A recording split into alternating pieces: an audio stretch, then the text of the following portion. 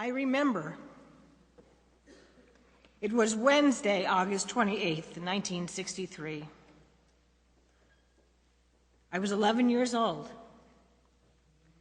My family and I were sitting in front of the TV, transfixed. We were watching a march on Washington, D.C. by thousands of Americans.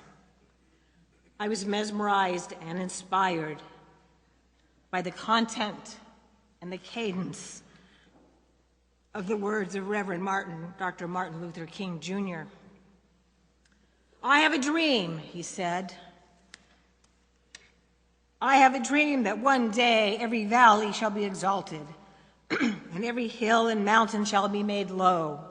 The rough places will be made plain, and the crooked places will be made straight. And the glory of the Lord shall be revealed, and all flesh shall see it together. With this faith, we will be able to hew out of the mountain despair and a stone of hope. With this faith, we will be able to transform the jangling discords of our nation into a beautiful symphony of brotherhood. With this faith, we will be able to work together, to pray together, to struggle together, to go to jail together, to stand up for freedom together, knowing that we will be free one day. When we let freedom ring, when we let it ring from every tenement and every hamlet, from every state and every city, we will be able to speed up that day when all God's children, black men and white men, Jews and Gentiles, Protestants and Catholics, will be able to join hands and sing in the words of the old Negro spiritual, free at last, thank God Almighty, we are free at last. Thus ends Dr. King's I Have a Dream speech. After I heard this speech, Passover Seders were never the same for me. Not only did Dr. King's struggle seem to me to reflect our people's struggle, but his words also seem to echo our Jewish teachings and our values. Until that point in my life, our annual Seder for me was always, but only, about the retelling of the Jewish journey from slavery to liberation. Dr. King's speech transformed my experience of our Passover Seder by opening my heart and mind to the suffering and struggles of people beyond the Jewish community. It sparked inside of me the beginning of a profound belief that individuals and even peoples really can move from slavery to freedom, from oppression to liberation, from degradation to dignity. How will we experience our Seders this Monday night? Will we transform our Seders, or might they transform us? Let's take a look at 3 sections from the Haggadah together. At our Seders on Monday night, we will sing Avadim Hayinu, once we were slaves, Ata b'nei chorin, now we are free. Avadim Hayinu. We'll imagine ourselves having been slaves to Pharaoh in Egypt. We'll feel the brutal Egyptian taskmasters ruthlessly compelling us to toil incessantly. We'll feel how they made life bitter for us by forcing us to perform harsh labor at mortar and bricks. And we'll remember that when Moses complained on our behalf, they made us work twice as hard. We'll feel what they did to us, to me, a child. They did this to my grandfather, my father, my mother, and my little brother. Ata b'nei chorin. We will remember that God led each of us out of Egypt with a mighty hand and an outstretched arm, and we'll rejoice in our freedom. That was then. This is now. Who can free the modern-day slaves from their bondage? The rug-weaving slaves, little Indian boys and girls shackled to their looms from dawn to dusk, weaving the rugs we walk on. the debt-bonded slaves of Pakistan, people who were born into bondage through an inherited debt and who will surely pass that status on to their children.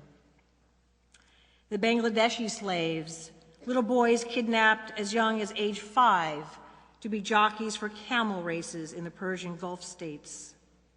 The chocolate slaves of the Ivory Coast, nearly 500,000 children who are forced to work on cocoa farms, which produce nearly 40% of the world's cocoa. The trafficked boys and girls and women all over the world. Although slavery was officially abolished worldwide at the 1927 League of Nations Slavery Convention, it continues to thrive. According to the London-based Anti-Slavery International, the world's oldest human rights organization, there are at least 27 million people, men, women, and children, enslaved throughout the world today. 27 million.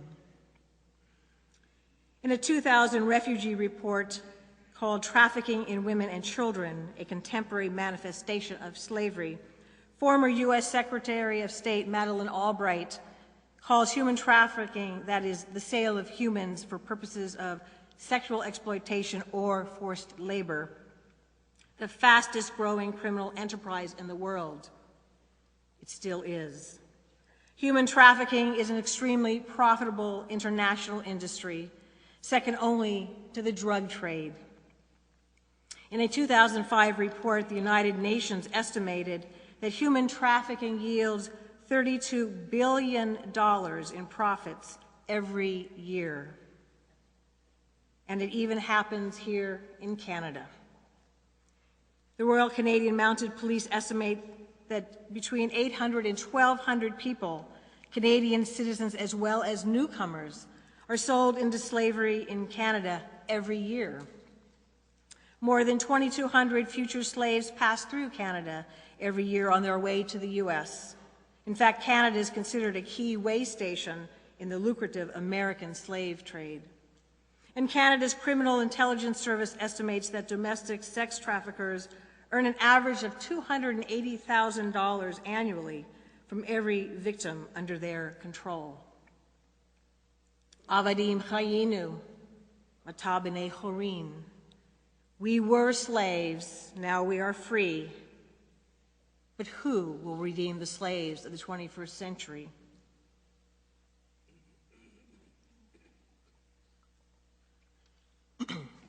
At our Seders Monday night, we will hold up the matzah and say, Halachma Anya.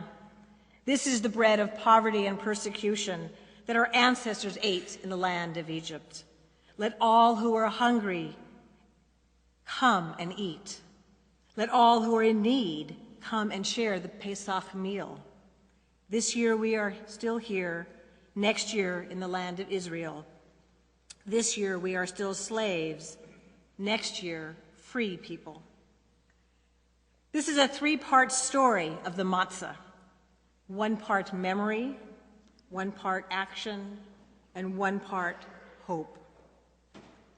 What does affliction look like in our world? What's the difference between the haves and the have-nots? According to a 2000 study on the distribution of wealth, if we could reduce the world's population to a village of precisely 100, with all existing human ratios remaining the same, the demographics would look something like this. 80 live in substandard housing. 24 don't have any electricity. 50 are malnourished. 1 is dying of starvation. 1 has HIV. 1 has a university education. 7 have internet access. 5 control 32% of the entire world's wealth. If you have never experienced war, imprisonment, torture, or famine, you are probably happier than 500 million people in the world. If you are able to go to a church, mosque, or synagogue without fear of harassment, You are happier than 3 billion people in the world. If there is food in your refrigerator, if you have shoes, a bed, and a roof over your head, you are better than 75% of the people in the world. If you are able to read, then you are not one of the world's 2 billion people who are illiterate. This is our world. Who will reach out to those who are in need? At our Seder tables Monday night, we will ask, Ma nishtana, why is this night different from all other nights? We make this night different so that our children will be curious and ask questions. It's important to be curious and to ask questions. What questions do we ask? What questions should we be asking? At our Seder tables, 4 very different types of children ask questions. In a Haggadah supplement compiled by the Israeli group Rabbis for Human Rights, Rabbi Mayan Turner asks, which child am I? Who will I choose to be when I know that others are suffering? Will I be the one who does not ask? Will I close the newspaper or turn off the television, the computer, or my mobile device so that I do not hear or see? Will I turn my head and heart away? Will I only ask simple questions? What is this? Will I ask what, but never why?